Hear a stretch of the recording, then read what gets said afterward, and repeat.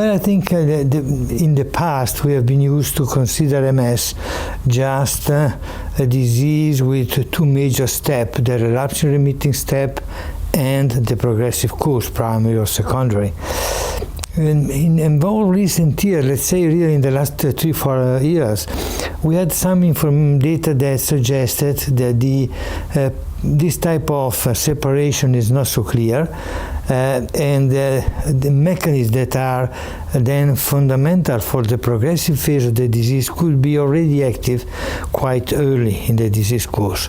So the reason of the debate is in some way to try to define if the evolution of the disease is always progressive sooner or later, or vice versa, if of course in the majority of patients without treatments this is the natural fate of the disease.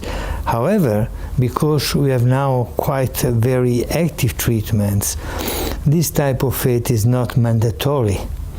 And this will be what I will try to defend, the idea that MS is not progressive for all the persons with the disease.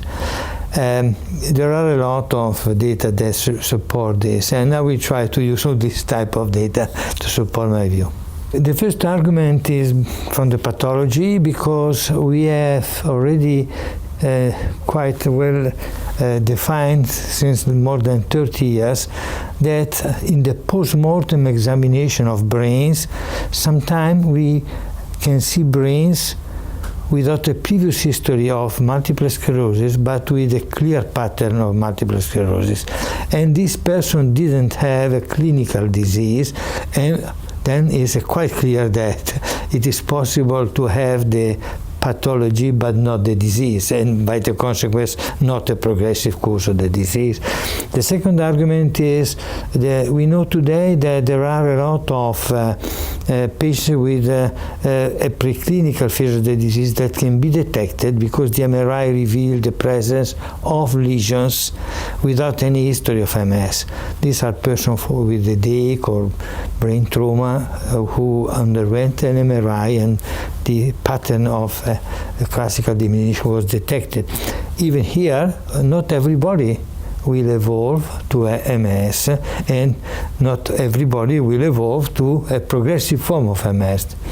And the third argument is based on a re-evaluation of these recent observations of some evidence of a silent progression very early.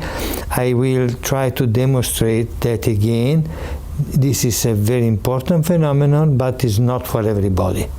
It's still just only a proportion of patients.